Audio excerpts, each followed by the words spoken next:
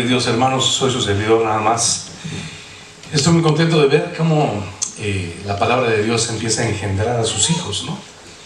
En esos pasajes preciosos que hemos estado memorizando, los que estamos conectados en Efesios, ahorita viene uno a mi mente, estoy tratando de recordar la cita exacta, pero creo que es Efesios 2:13. Si trae su Biblia, Efesios 2:13.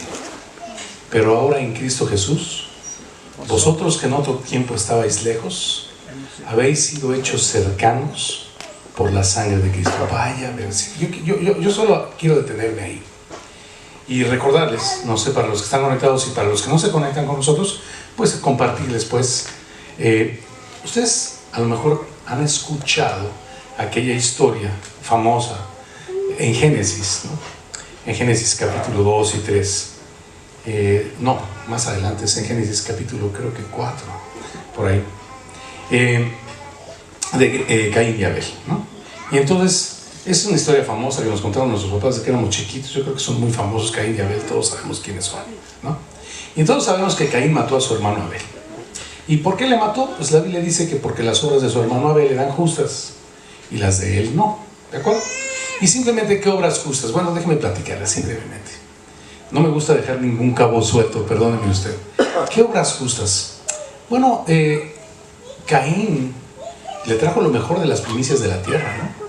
Y si tú te das cuenta, en la fiesta de las primicias es lo que ofrece el pueblo de Israel. Así que no estaba tan mal lo que Caín ofrecía, pero el problema es que Caín ofreció lo que él quería, no lo que Dios había dispuesto. Ofreció sin entendimiento, ¿no? Abel ofreció un sustituto, un sacrificio que pudiera cubrir su pecado. Así que él trajo una ofrenda delante de Dios en una profunda contrición de su corazón. Caín la trajo como si fuera la reina de la primavera, ¿no?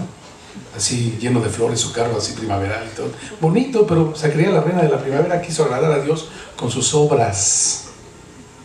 Y Abel, contrito en su corazón al saber en la revelación de Dios que ninguna obra puede ser agradable delante de Dios sino la que él proveyó, y en el ejemplo de su padre Adán fue descubierto de las obras de las hojas de higueras, ¿se acuerdan? Quiso cubrirse con obras como, ¿qué te suena, no? Caín y Adán, obras de la tierra, hojas de higuera. Seguramente Caín trajo plantas y cosas de las mejores de sus cosechas, ¿no? Cosas de la tierra, pero no hubo sacrificio en ello, no hubo derramamiento de sangre. Y en el tiempo de Adán, el Señor les quitó esas hojas de higuera e hizo un sacrificio de un cordero y los vistió con las pieles del sacrificio. ¿Te puedes imaginar a Adán, que en ese momento no tenía ninguna concepción de la muerte? El hombre había sido creado eterno por Dios, ¿no? Por el pecado de Adán entró la muerte, ¿no? Eso dice Romanos 5:12, ¿no? Así que, y de repente ver que Dios mata a un corderito, no había habido ningún derramamiento de sangre en la tierra todavía. Dios les quita las hojas de higuera, que representan simplemente el quererme empatar con Dios a través de una religión. Las hojas de higuera representan una religión. ¿Qué significa religión? Vamos a la etimología. Religarse. Religión, ¿sí? ¿De dónde viene? De religarse.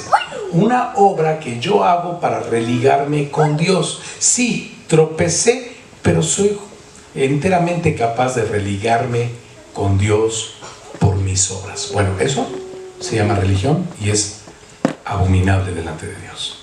Dios le quita esta obra de quererse religar, empatar con Dios, y entonces ofrece un sacrificio y lo viste de su justicia. Lo justifica vistiéndole con las pieles del animal que había sacrificado. Y el derramamiento de sangre le dice a Adán, bueno, el que pecare, ¿no?, ciertamente morirá, ¿no? Y sin derramamiento de sangre no hay remisión. ¿Qué significa remisión? Que se remitía el pecado de Adán al corderito, y el corderito era el sustituto, y el derramamiento de la sangre del corderito cubría el pecado de Adán en ese momento, ¿de acuerdo?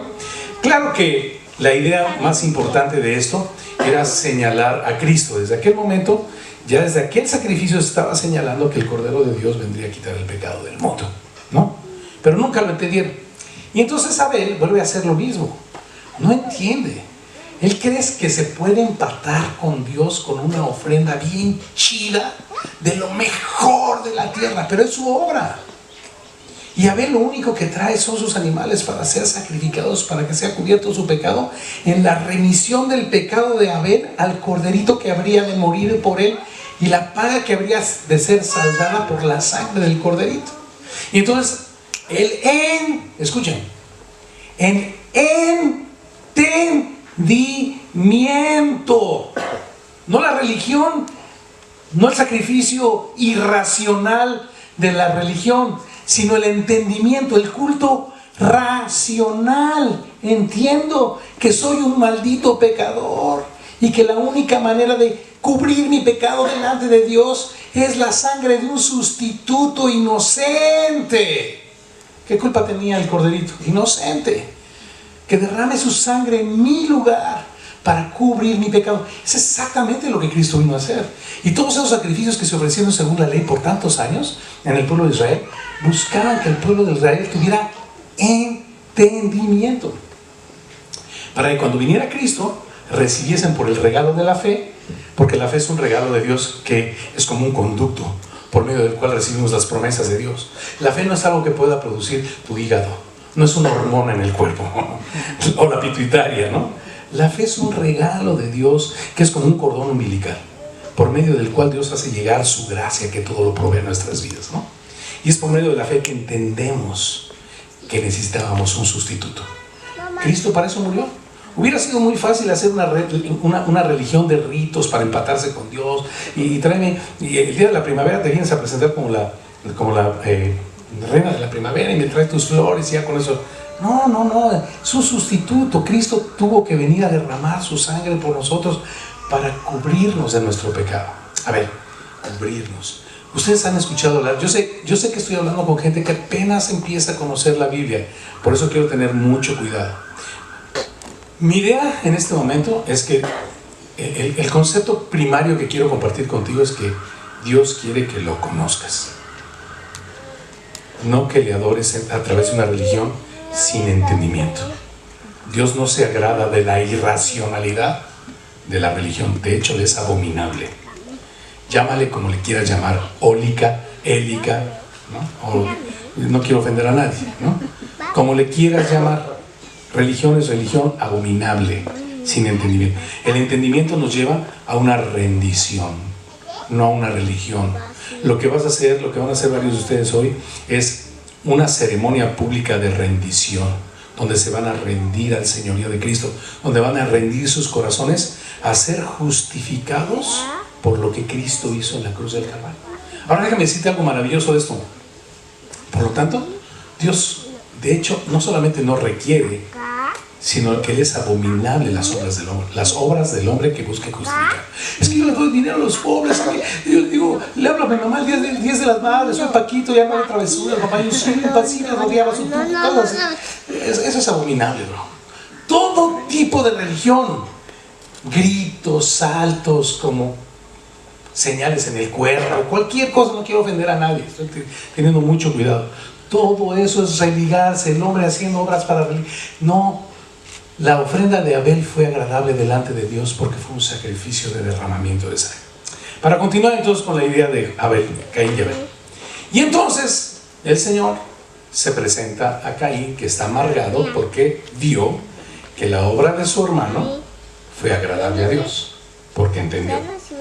La diferencia no fue tanto en sí la ofrenda que trajeron, sino el entendimiento con el que la trajeron. ¿De acuerdo? Y agradó a Dios la ofrenda de Abel, mas desagradó a Dios la falta de entendimiento y el corazón religioso de Caín. ¿De acuerdo? Y entonces Caín, enojado y amargado, fue y mató a su hermano. ¿Se acuerdan? Y entonces el Señor se le presentó y le dijo, ¿dónde está tu hermano? Y Caín le contestó, ¿soy yo acaso guarda de mi hermano? No sé. ¿Cómo que no sabes? La sangre de Abel clama, no venganza, ojo, clama justicia desde la tierra. ¡Qué maravilla! Así que la sangre tiene el poder de clamar o de gritar o de anunciar. No estaba clamando la sangre de Abel derramada. Y Abel era un tipo o una figura o una ilustración, para que me entiendas, de Cristo, cuya sangre habría de clamar, ¿no? Buscando justificar a todos los que vinieran por el clamor de su sangre. Y es por eso que empecé con el versículo ¿no? De Efesios 2:13. Pero ahora en Cristo Jesús, vosotros, ¿cómo le llamo? Morelienses, ¿está bien? Morelienses. Pero ahora en Cristo Jesús, vosotros morelienses que estabais lejos, morelenses, que estabais lejos, habéis sido hechos cercanos por la sangre de Cristo, ¿no? O sea, es increíble que esa sangre se derramó afuera de la ciudad de Jerusalén, en el monte de la Calavera, hace ya un poquito más de 2000 años, y que haya tenido el poder, ¿no?, de clamar y mantenerse clamando por generaciones hasta que la pudiste oír. ¿Y cómo la oíste? Cuando te anunciaron el Evangelio. Y de ahí del 2:13 pues me voy a Efesios 3:8, ¿no? A mí, que soy menos que el más pequeño de todos los santos, decía Pablo ser, ¿no?, me ha sido dada la gracia. Ni siquiera la tarea, sino la gracia. La gracia es el poder de Dios que estimula y que nos mueve, digamos, y que suple, ¿no? Me ha sido dada la gracia de anunciar entre ustedes, los morelenses, ¿no?, el Evangelio. Y aquí viene una palabra increíble: de las inescrutables riquezas de Cristo. Inescrutables. ¿Alguien tiene idea de lo que significa la palabra inescrutable? Significa que no deja huella, que no tiene capacidad de ser seguido, que no tiene capacidad de ser encontrado, bro. En algún momento, esto está en Juan capítulo 3, un hombre muy religioso se acercó a Jesús, principal entre la religión de los judíos. Déjeme decirle que en aquel entonces, del que estamos hablando, hace un poquito como 2000 años, más o menos, no existía la religión católica, con mucho respeto, apostólica romana, mucho menos la reforma de Martín Lutero.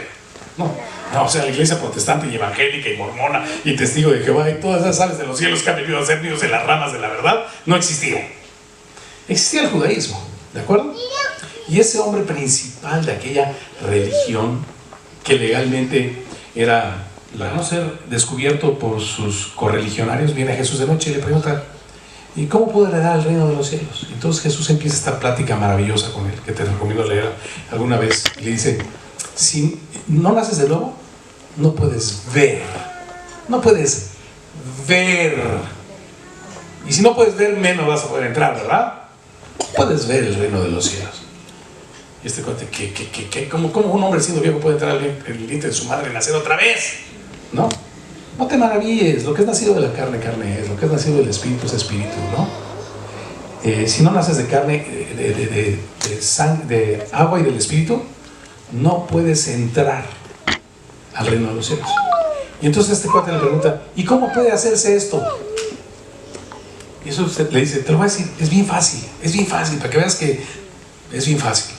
Es como el viento, sopla de donde quiere y oye su sonido, mas no sabes ni de dónde va, ni de dónde viene, ni a dónde va. Así es todo aquel que es nacido del Espíritu. Conclusión.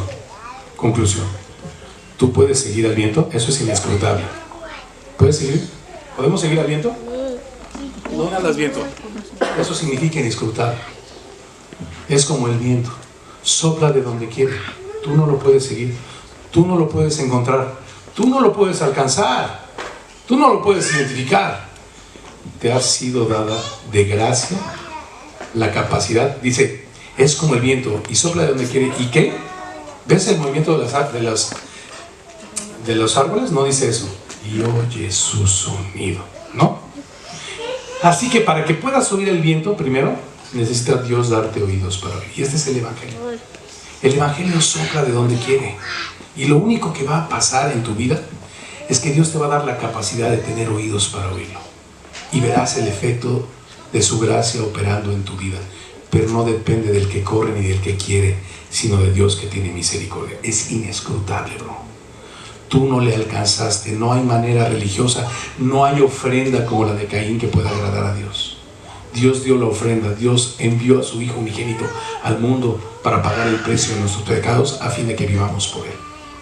Él dio la única ofrenda. Su amor es inescrutable, no lo puedes encontrar, es como el viento, pero te da oídos, y un día escuchas el Evangelio y tiene sentido. Lo que es locura para la mente natural, ahora para ti tiene sentido. Y déjame decirte algo, bro, seguirá siendo locura siempre para la mente natural.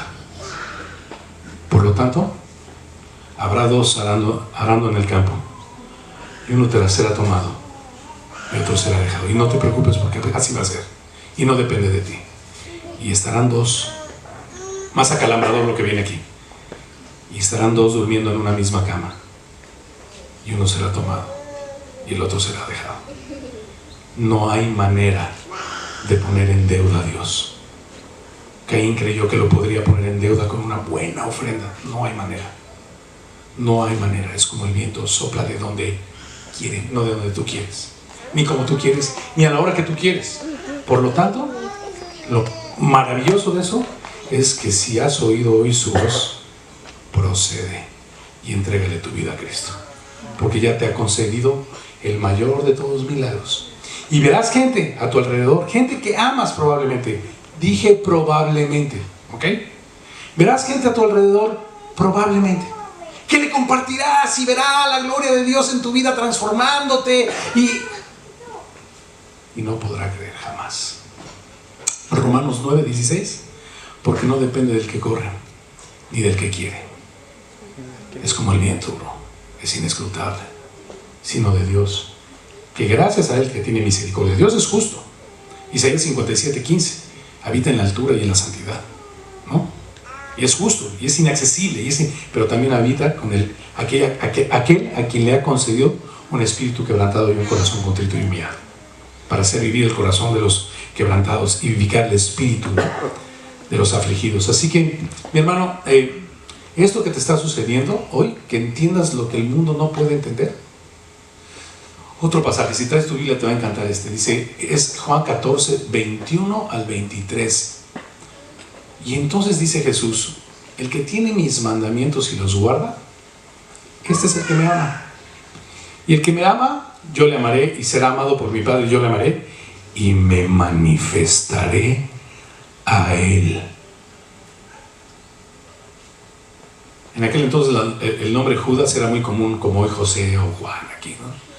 Entonces el versículo 22 dice que Judas, no el Iscariote, le preguntó, Señor, ¿cómo es que te manifestarás a nosotros y no al mundo? No a todos, bro, solo a los suyos, los que tienen una evidencia de que han recibido su amor, porque guardan su palabra. Y Jesús lo dice en el 23, ¿no? El que me ama, mi palabra guardará, ¿no? Mis instrucciones guardará, y vendremos mi Padre y yo y haremos morada con Él. ¿De acuerdo? Vamos a concluir algo rápido.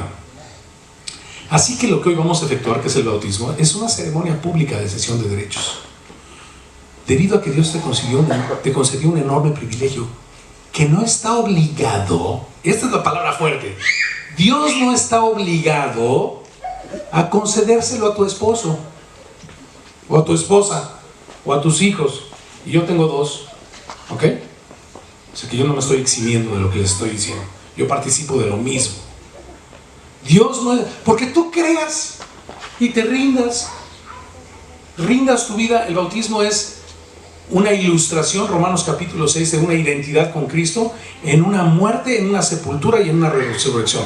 Heriberto públicamente hace una ceremonia con el agua, que el agua no tiene ningún poder, simplemente es una ceremonia para dar testimonio de que Dios ha puesto en mi corazón su reino de tal manera que decido entregarme a Él y morir no solamente a mis pecados, morir a mis sueños, morir a mis anhelos, a mis prioridades humanas, ¿no? Ser sepultadas todas en ellas. No se distraigan, dejen que los niños griten, porque de los tales es el reino de los cielos, y no se lo impidan. No se distraigan, usted ponga atención, porque ellos ya ahorita ellos son salvos, de ellos es el reino de los cielos. Usted es el que está en problemas, ellos no. Así que eres sepultado. son cubiertos tus pecados, son borrados, pero la evidencia de eso real es que cuando emerges del agua, vives en un nuevo propósito. Y dice Gálatas 2:20, ya no vivo yo, mas vive Cristo en mí. Y lo que viva en la carne, de aquí a que me despida de este mundo o de este cuerpo de carne y hueso, lo viviré en la fe del Hijo de Dios, el cual me amó y se entregó a sí mismo por mí. Ese es el bautismo. Y por el hecho que lo hagas, Dios no está obligado a nada contigo de una vez. Piénsalo bien. Esto no es una religión. No me están pagando nada por venir, ¿no? Así que yo te voy a decir la neta, no soy un motivador, ¿no? Yo voy a abrir la Biblia.